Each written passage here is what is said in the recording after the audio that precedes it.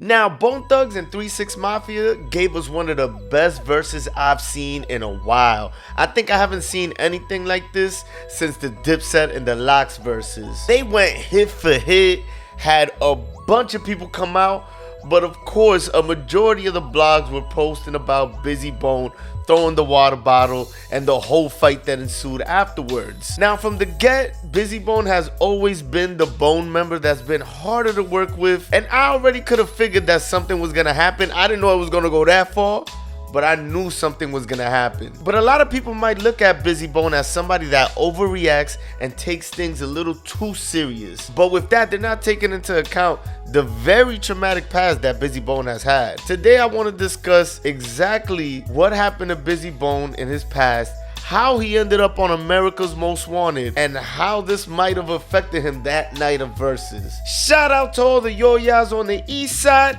It's your boy KD. Make sure you like the video, subscribe to the channel. Let's get into it. Now the fight at Versus had a lot of people talking. Bizzy Bone seemed to be the problem, and honestly throughout his career, Bizzy Bone has been the, I would say, harder to deal with member in Bone Thugs and Harmony. They've had falling outs with Bizzy Bone. Bizzy Bone is usually the one least likely to comply with what everybody in the group wants to do. He usually sticks to his own lane and exactly what he believes in. Like for instance, in this cover of their album, you can see that all members of the group are wearing face paint in order to go with the theme of the album, but Bizzy Bone is the only one that refuses to wear face paint. You can also check out the cover of the Source magazine where all of them are wearing a costume and Bizzy Bone decides not to wear the costume, instead wearing an army fatigue suit. So Bizzy obviously has always went to the beat of his own drum, but his traumatic past starts when he was very young. When Bizzy Bone was only 4 years old, his stepfather Brian McCain kidnapped Bizzy Bone and his 2 older sisters. Now obviously Bizzy Bone was very young at the time, so he was unaware of what was happening. All that he knew is that his stepfather told him that his grandmother and his mother were both dead. He took us. He took me and my sisters. He got us in the car and he drove away. And we never turned around. He told us our mother was dead. He told us our grandmother was dead. And we were moving on with our life, and we started on our trip. Hotel to hotel. You know, city to city. From broke down car to broke down car. Not having nothing to eat, walking up to old ladies in rest areas and telling them that me and my sisters were hungry. Could we have a bite of their food? They were moving around all over the place. All the meanwhile, Bizzy Bone has no idea that they're actually on the run. He's even being forced to use a fake name during this whole time. And unfortunately, during this 2-year run, Bizzy Bone is molested by a teenage boy that takes advantage of him one day while he's showering. I had gotten dropped off somewhere, and I wound up at someone else's house with Byron. Never seen him before in my life. He told me to go upstairs and to take a bath. Somebody's son. The kid had to be 11, 12 years old. And we went upstairs to take a bath, and when we went in that bathroom,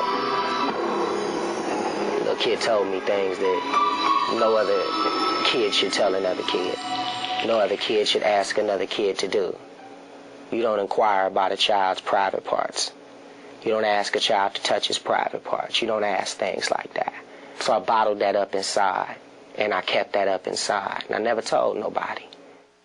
So I just want to say big props to Bizzy Bone for even coming out and speaking about that. I know this probably happens more than we even know, and nobody ever speaks about it. So the fact that he's breaking that mold, I gotta give him props for that. And apparently also while they're on the run, Bizzy's stepfather is also abusing him verbally and physically by calling him a little bitch, making him feel like he's not really a man. So when you think back about those moments when Bizzy didn't want to wear the makeup or the funny costume on those covers, it might be originating from these moments right here that he had with his stepfather. Bizzy Bone was eventually found, and the way that he was found is a whole story in itself. He was actually featured on TV as a missing child. It was on a special from America's Most Wanted called Adam, and at the end of that show they showed pictures of missing children, and Bizzy Bone was one of the missing children on that show. Fortunately, somebody that watched this show found Bizzy Bone, called law enforcement, said that he recognized the child, and he was rescued. But unfortunately for Bizzy, rescued is being used in quotation marks, because once he moved back with his mother, the man that she was with also started physically abusing Bizzy Bone. Rescued as a result of being featured on the Adam Walsh movie saved him from one nightmare. But what should have been a happy reunion with his mom turned into another bad break. Brian says his new stepfather soon created another abusive environment. How bad was the abuse? It got to a point to where bruises were popping up and staying for 3 and 4 days. And that's when it crossed the borderline to abuse. So eventually it got to be an abusive situation for my mom. She rolled out. She left. She grabbed us, packed. So as you can tell, Bizzy Bone has lived a miraculous life. The adversities that he had to face to get to where he is now is nothing short but amazing. He came from poverty, being kidnapped, being molested, to being part of one of the most influential and biggest hip-hop groups of all time. So I know a lot of us saw Bizzy Bone that night wilding out, and yeah, that's Bizzy. He's gonna wild out, he's gonna do what he do. But I really wanted to make this video today so I can shed a little bit of light on why Bizzy might be a little standoffish and might want to shield himself off from other people. His past is a crazy past, and he's been through a lot.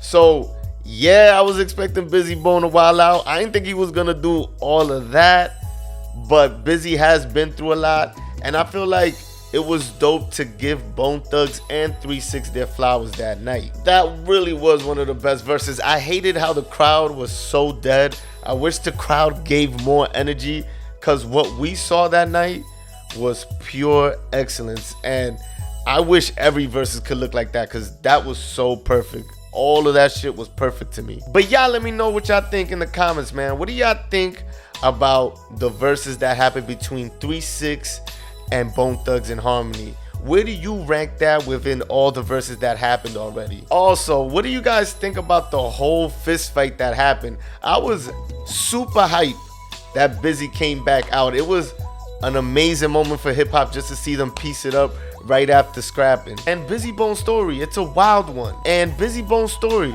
what do you guys think about his past and what he went through as a child? And how do you guys think that it affects him today?